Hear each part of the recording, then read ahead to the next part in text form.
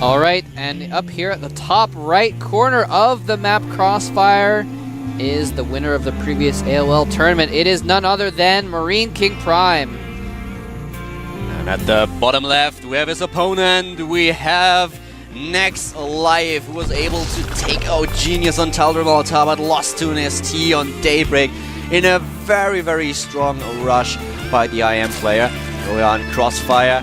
And I have to admit that in a Terran versus Zerg matchup, I really, really hate this map as a Zerg player. Even though, as Doa pointed out to me various times, if you just look at the records of this map, then actually a lot more Zergs won on Crossfire than Terran players in this matchup. I don't have a clue why. I mean, you can really play it quite well with a good Mutalist play, for example, if you have a nice control and you can harass at a lot of spots. But the main problem for Zerg play on a map like this is that there are all those choke points, all those ramps, and with the siege tanks in the mix, it's quite hard to engage Terran army.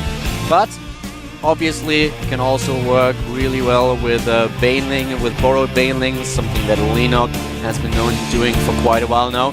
MarineKing starting with a double barracks opening, and we have that hatch first for Life. But what I really like about him in this game is he's not trying to squeeze out those additional drones that were his downfall in the matchup against NST. No, he's going for the pool straight away, getting his gas tonight now.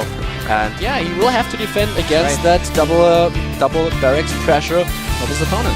That's right, and this is a very important game for MarineKing, by the way, as well. Versus Zerg is generally his best matchup, and actually lately he's been doing very well versus Zerg. So this is really a match that he's poised to win, and I think is definitely the favorite. Even though Life is okay against Terran, it's not one of his better matchups. So MarineKing really needs to win right now when he has a bit of an advantage, because he also has to face NST still. So, you know, this is kind of the easier matchup. If he doesn't win this, he's going to have a really hard time. And here come the drones coming out to defend against this bunker rush. That's a lot of drones.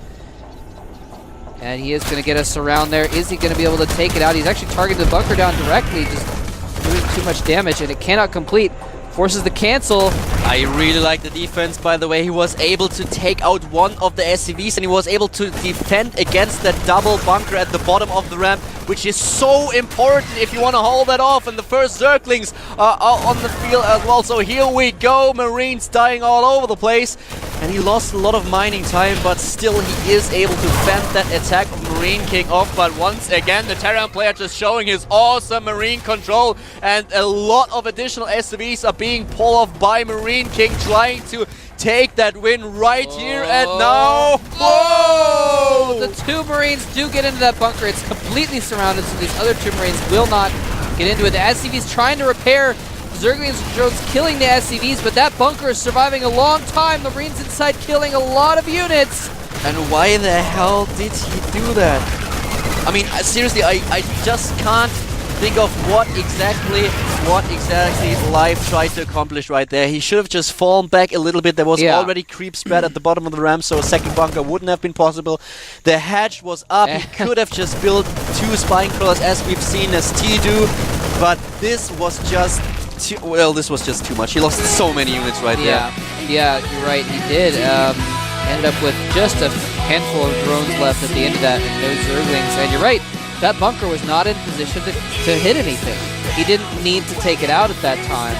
It was certainly a threat, and it was a threat, yes, and he had, I guess, more of an opportunity to kill it off there, but he just didn't do quite as good of a job as he needed to killing off the SCVs. They repaired it for a long time, and with that many SCVs, they're repairing the bunker. He just couldn't kill it off. So MarineKing does take a win there. The bunker was still kind of a nuisance. The main problem for him was if the bunker is in position, then he has to defend his main base and his expansion, because what MarineKing can do, he can just walk up the ramp with a bunch of Marines while one or two of them are still in the bunker, trying to kill everything that tries to run from the expansion to the main base otherwise. But still, with a spine crawler in his main base and one at his hatchery, he would have been fine just getting a bunch of additional Zerglings and then rushing the bunker. MarineKing already pulled off all those SCVs, so he wasn't kind of a... Well, he was basically just forced to attack and deal some damage, so Life could have tried to wait a little bit longer, but with all the SCVs preparing the bunker, he lost way too many drones, he lost all those Zerglings as well, and just couldn't recover from that. He knew that immediately, typed GG and left the game.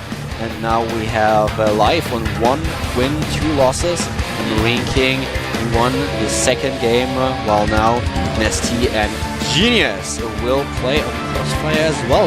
Another PBZ. Yes, indeed. And Genius is on.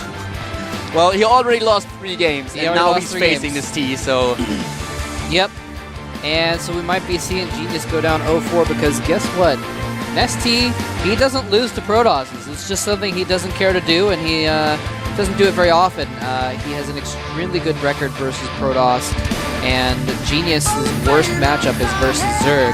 So I think, you know, if we had to put odds on it, I think Nesty is statistically very likely to win this match. Genius is not quite out of it yet, though. The game still has to be played. We will not, you know, maybe we'll see him try and make some carriers or some other kind of zany strategy that might take Nesty by surprise. The thing is, Genius has already been eliminated, so for him there's just no reason at all except for just trying to prove that he is able to take out a player like Nesty to win this game, while Nesty, he has 2 games ahead of him still, and he needs to win them. So he will really fight hard to win this match.